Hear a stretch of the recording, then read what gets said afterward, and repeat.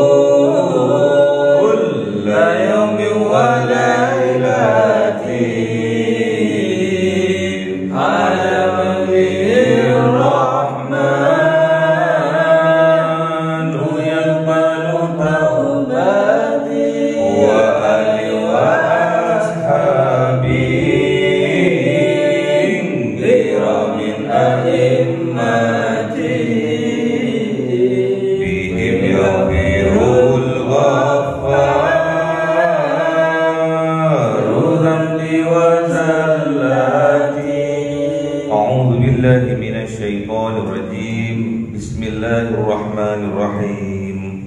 Surah An-Nisa 17. A'udzu billahi minasy syaithanir rajim. Bismillahirrahmanirrahim. Innamat taubatu 'alallahi lilladzina ya'maluna as-su'a bijahalatin summa yatubuna min qaribin faulaika yatubullahu alaihim wa kana Allahu aliman hakima. Sadaqallahul azim.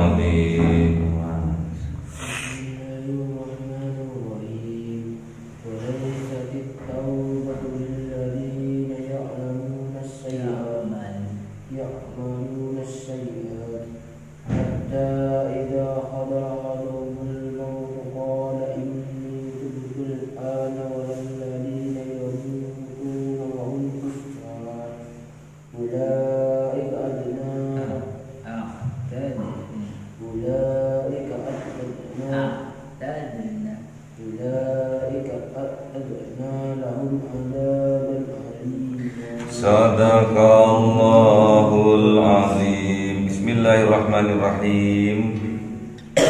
Innamat taubatu 'alallahi lilladzina ya'maluna as-su'a bijahalatin.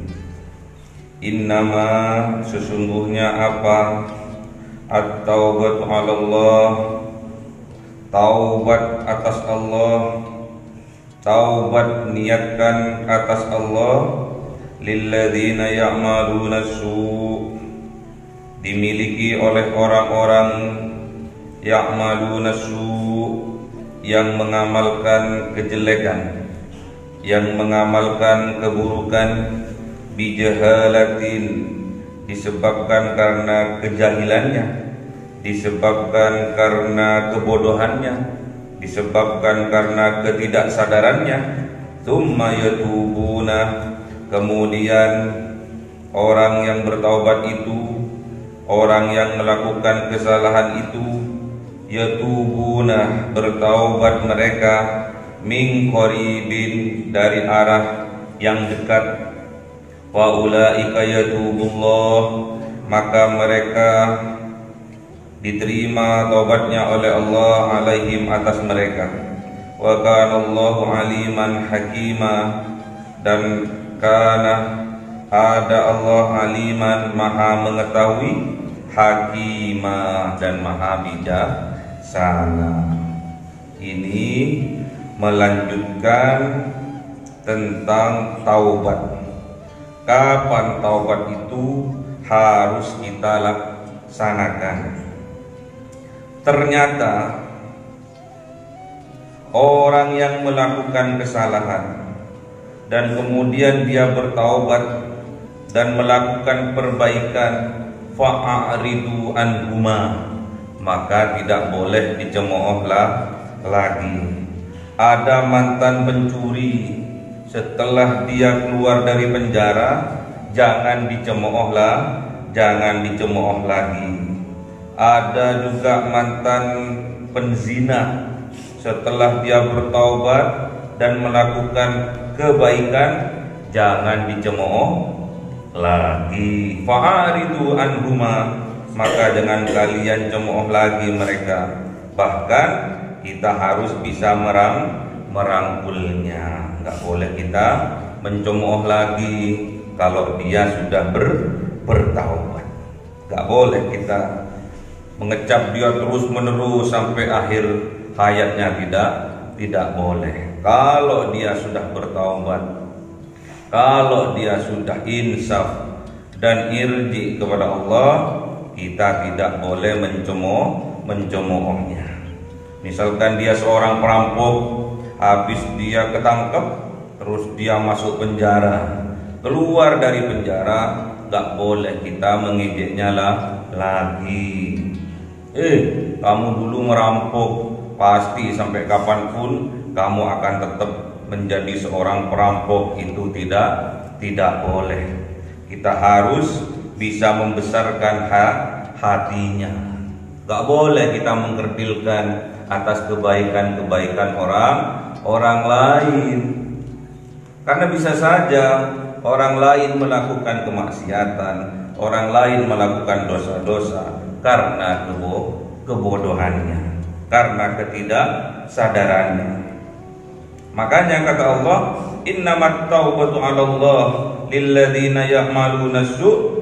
Siapa-siapa orang yang bertobat kepada Allah, yang ia melakukan perbuatan yang perbuatan yang buruk, perbuatan yang jelek, karena disebabkan bijahalatin, karena kebodohannya, karena ketidaksadarannya, karena ketidaktahuannya. Yatubuna min qarib, tsumma yatubuna min qarib, kemudian dia bertaubat min qarib, dari arah yang dekat.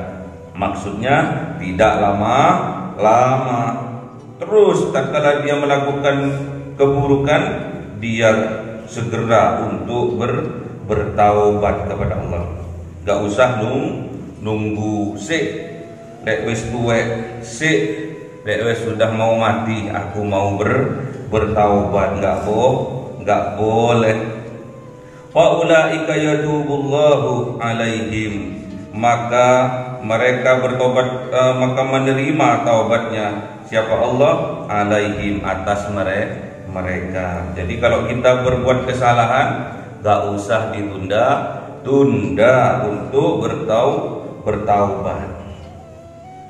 Misalkan kita melakukan keburukan, jangan lupa keburukan itu kita iringi dengan kebaikan. Ittaqillah haitsuma kunta wa atbi'is sayyi'atal hasanata tamhuha. Bertakwalah kepada Allah dimanapun kalian berada, dan iringi kejelekan dengan kebaikan, tamhuha, maka kebaikan itu bisa menghapus kejelekan.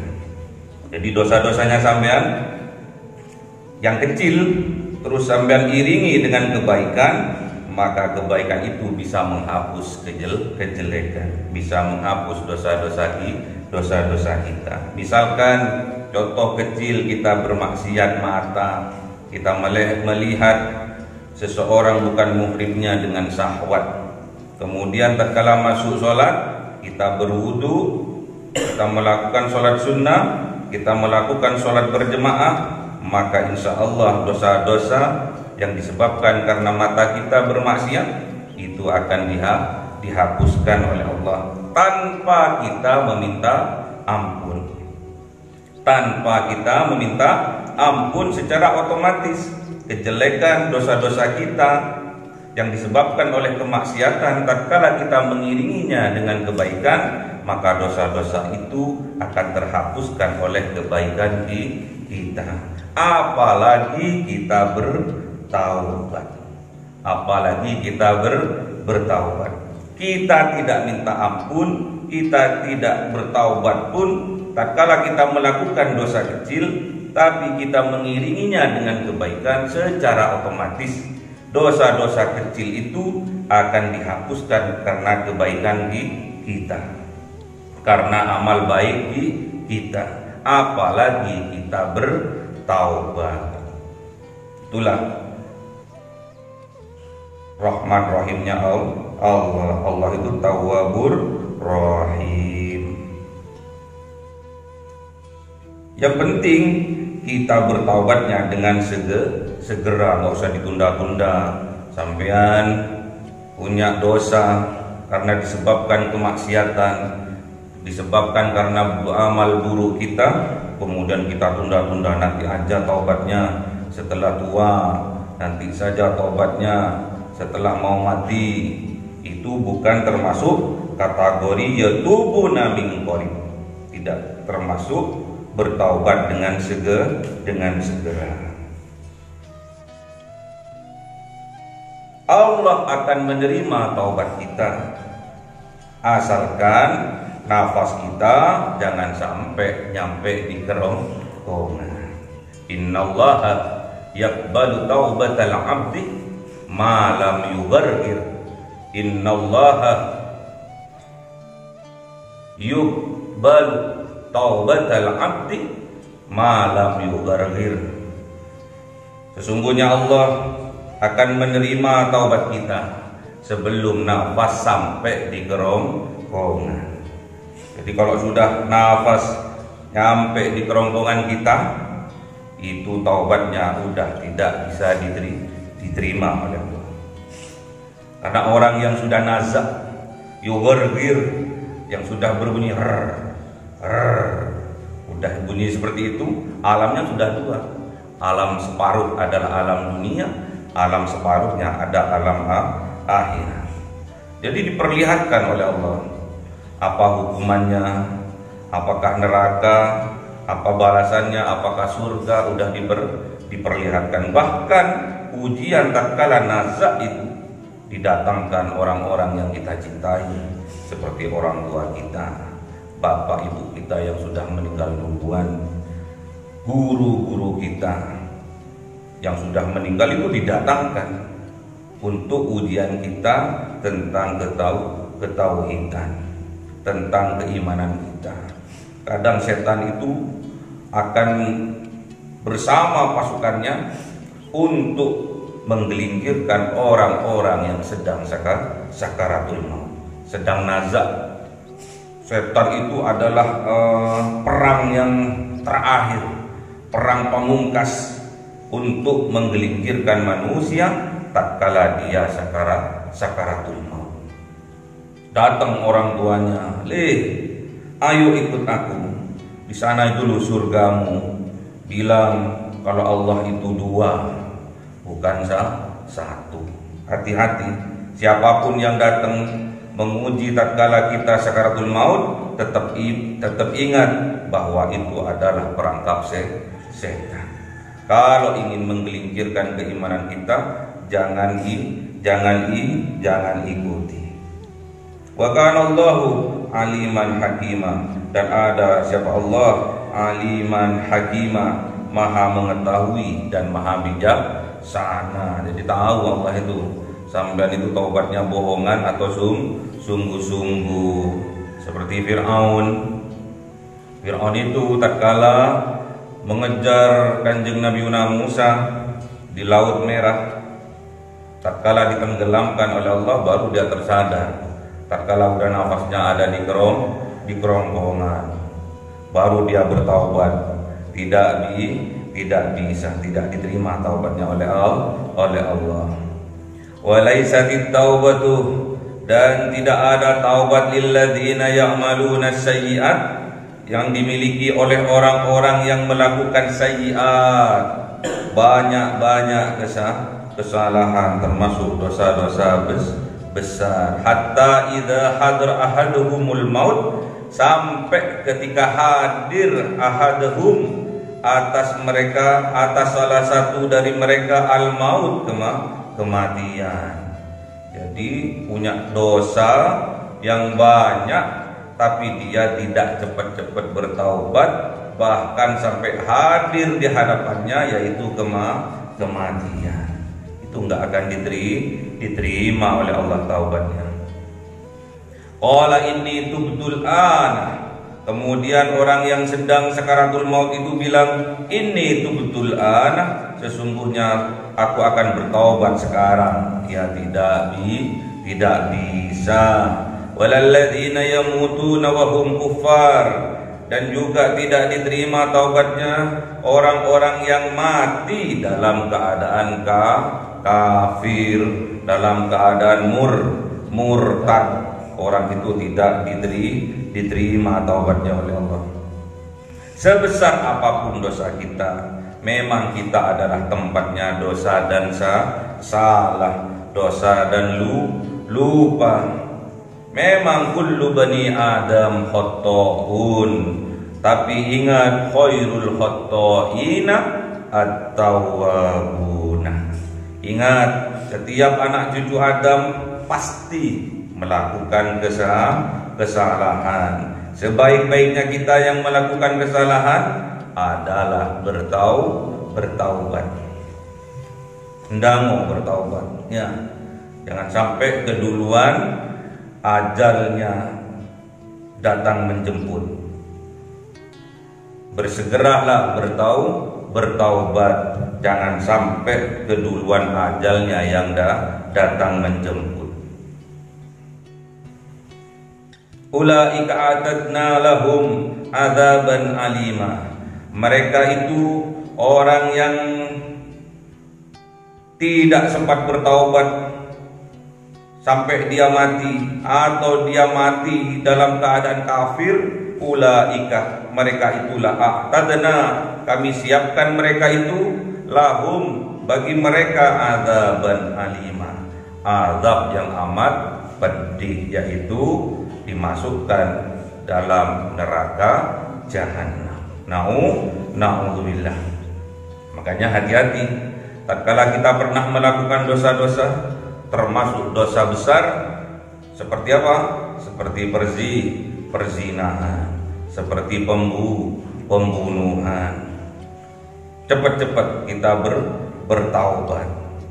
Sebesar apapun kesalahan kita, masih besar maghfirahnya Allah. Sebesar apapun dosa yang kita lakukan, kalau kita segera bertobat, kita pasti akan diampuni oleh Allah. An-nadamu taubatun, penyesalan itu adalah taubat. Tapi tidak cukup menyesal. Katanya Syekh Abdul Qadir Jailani. Katanya Syekh Abdul Qadir Jailani, Sultan Aulia, dalam kitabnya Al-Ghunyah. Dalam kitabnya Al-Ghunyah mengatakan bahwa ada 3 syarat dalam bertaubat. Yang pertama adalah menyesal. An-nadamu taubatun. Penyesalan itu adalah taubat, tapi nomor 1. Yang kedua, menjauhi kemaksiatan, dosa-dosa yang kita lakukan. Dan yang ketiga, berikrar, berjanji kepada Allah untuk tidak datang kembali, untuk tidak melakukannya lagi. Itu syaratnya, katanya Syekh Abdul Qadir Jailani dalam kitabnya Al-Ghunyah.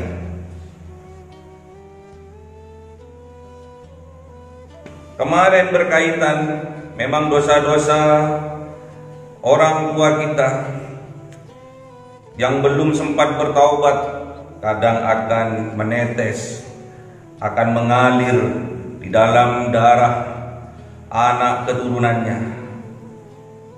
Katanya dimaksud adalah dosa turunan. Tatkala kita sudah mengaji, hal itu tidak harus kita yakini. Karena kebaikan yang kita lakukan itu semata-mata karena Allah, dari Allah, dan sebaliknya keburukan yang kita lakukan itu karena disebabkan diri kita sendiri. Ma asabaka min hasanatin famin Allah, wa ma asabaka min sayyi'atin famin nafsika. Tak ada dosa turunan. Bapakmu dulu seorang pembunuh, kamu kok sekarang membunuh? Ya iya, karena bapakku, dosa bapakku dulu ini. Oh, kamu kok sekarang mencuri? Ya iya, karena bapakku, kakekku dulu seorang pencuri. Karena kita sudah mengaji, dosa turunan itu tidak ada. Karena setiap kejelekan yang kita lakukan disebabkan karena diri kita sendiri. Enggak ada ceritanya dosa turunan itu enggak ada. Memang kalau kita melakukan dosa besar seperti perzinahan, memang kata Kanjeng Nabi Muhammad, kalau kita tidak bertaubat, pasti anak keturunan kita juga melakukannya. Naudzubillah. Tapi karena kita sudah mengaji, harus meyakini bahwa kejelekan yang kita lakukan, keburukan yang kita lakukan, dosa-dosa yang kita lakukan disebabkan karena diri kita sendiri, disebabkan karena kejahilan diri kita sendiri. Harus diingat itu ya. Gak boleh kita menyalahkan orang tua kita karena orang tua kita pembohong, terus kita berbohong, terus kita nyalahkan orang tua kita. Tidak boleh. Karena kita nakal, orang tua kita dulu nakal, terus kita nyalahkan orang tua kita. Tidak boleh. Semua kejelekan yang kita lakukan karena disebabkan diri kita sendiri. Namun ingat, itu pun kalau kebaikan yang kita lakukan itu karena semua karena dari Allah, bukan karena dari kita.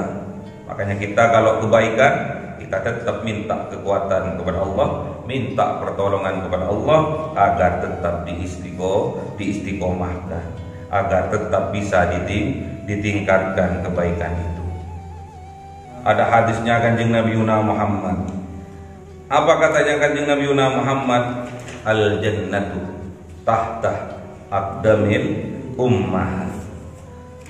Bahwa surga itu berada di bawah telapak kaki ibu. Kita memang harus menghormati orang tua kita. Kita harus ta'zim sama orang tua kita. Kita harus menyadari, kita harus mencintai kepada kedua orang tua kita. Kalau tidak ada perantara wasilah kedua orang tua kita, kita tidak akan berada di atas dunia ini. Harus ingat-ingat itu. Namun kita sebagai orang tua memahami hadis ini, bahwa surga berada di telapak kaki ibu yang dilambangkan sebagai orang tua. Kita harus bisa mensurgakan anak keturunan kita. Maksudnya apa? Berilah pendidikan yang baik dalam keluarga. Berilah pelajaran yang berharga di dalam keluarga kita. Budayakan kebaikan dalam rumah kita, karena madrasul ula ada di rumah kita. Gurunya ayah ibu kita. Hati-hati. Pelajaran yang di rumah itu adalah madrasah pertama yang akan ditangkap oleh anak keturunan kita. Makanya kita nggak boleh marah-marahan dengan istri, marah-marahan dengan suami di depan anak kita. Jangan ngasih contoh yang buruk kepada keturunan kita. Harus kita mensurgakan, memberi surga, memberi pendidikan surga bagi anak keturunan kita. Budayakan kebaikan dalam keluarga kita. Harus bisa mensurgakan orang tua itu terhadap anak-anaknya. Orang tua itu harus bisa mensurgakan kepada anak-anaknya. Sebaliknya, surga itu ada di bawah telapak kaki ibu, berarti kita sebagai anak harus bisa berbakti, mencari ridho Allah dalam bakti kita kepada orang tua kita, terutama kepada ibu kita. Karena kesuksesan kita, kebahagiaan kita, keselamatan kita berada pada ridho kedua orang tua kita. Ridallah fil ridha walidain wa sudullah fi sudil walidain. Ingat itu. Ridhanya Allah berada pada ridha kedua orang tua kita, dan sebaliknya kemurkaannya Allah berada pada kemurkaan kedua orang tua kita. Ingat. Setiap kejelekan yang kita lakukan itu bukan karena dosa turunan. Keburukan yang kita lakukan bukan disebabkan karena dosa keturunan. Kejelekan, dosa-dosa, keburukan, kejahatan yang kita lakukan bukan karena dosa keturunan, tapi karena disebabkan oleh diri kita sendiri. Harus sampean ingat-ingat itu. Dan apabila itu berupa kebaikan, berupa kemaslahatan, itu semua asalnya dari Allah. Jangan sampai kita mempunyai rasa bangga, rasa ujub, rasa sombong atas amal-amal kebaikan kita. Kalau kita tidak diberi kekuatan oleh Allah, kalau kita tidak diberi petunjuk oleh Allah, kita tidak akan bisa melakukan sekecil apapun kebaikannya itu. Jadi sampai harus betul-betul sadari bahwa semua kebaikan itu karena pertolongan dari Allah, dan semua kejelekan itu karena disebabkan oleh diri kita.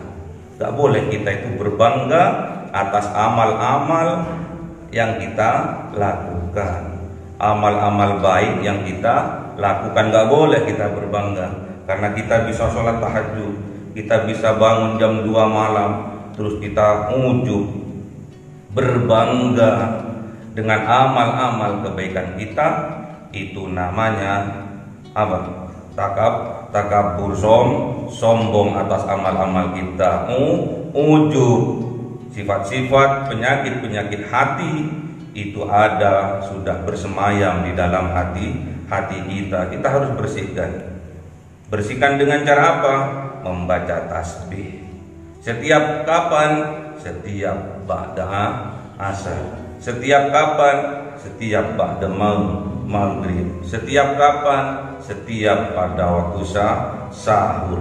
Kita harus mendawamkan tasbih itu untuk mensucikan jiwa kita dari kesirikan. Nggak boleh kita mencari muka atas amal-amal kita.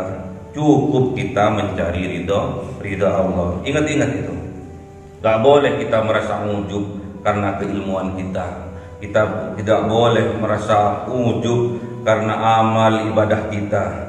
Kita tidak boleh merasa ujub, sombong karena kekayaan kita. Sekarang sudah gak punya kekayaan, tapi sombongnya luar biasa. Sudah gak punya ilmu alias BO, tapi sok-soknya sok pinter. Kepintaran itu hanya sementara. Kalau Allah sudah ingin mencabutnya, kapanpun, dimanapun akan bisa dan binasa. Hati-hati dengan keilmuan kita, jangan sampai kita sombong atau ujub. Kalau kita berbangga dengan ilmu kita, berarti tandanya ilmu kita itu tidak barokah. Sampai kapanpun kita harus tetap mengaji. Sampai kapanpun kita harus tetap mengaji. Jangan sampai kita stagnan, gak mengaji. Jangan sampai kita merasa sudah banyak ilmu kita, terus kita tidak mengaji. Itu tandanya kebodohan yang sesungguhnya. Kalau kita tidak mengaji dan menganggap bahwa kita sudah full ilmunya, sudah hebat ilmunya, tandanya itu kita bodoh yang sebenarnya. Makanya kita harus hati-hati. Kalau kita punya sifat-sifat yang jelek dalam hati kita, dalam jiwa kita, kita yakini bahwa itu bukan faktor keturunan, itu karena kebodohan kita sendiri. Makanya kita, supaya kita tidak bodoh, supaya kita tidak jahil, makanya mengaji. Jangan sampai kita berhenti mengaji karena menganggap kita sudah alim, menganggap kita sudah pinter, terus kita berhenti mengaji.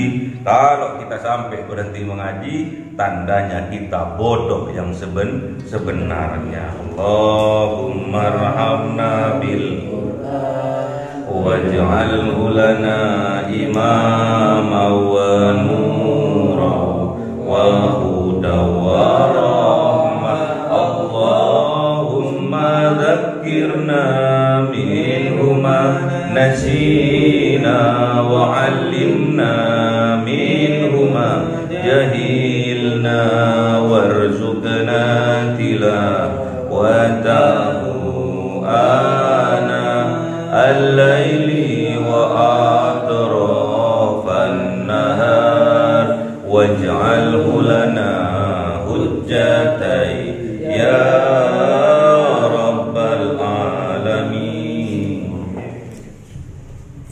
Cahaya 1000 bulan yang dimasukkan oleh malaikat ke dalam hati seorang hamba pilihan atas perintah Tuhannya, memancar dengan dahsyat penuh cinta, menembus relung-relung jiwa yang gelap penuh nista, berubah menjadi terang penuh kasih sayang. Itulah Lailatul Qadar.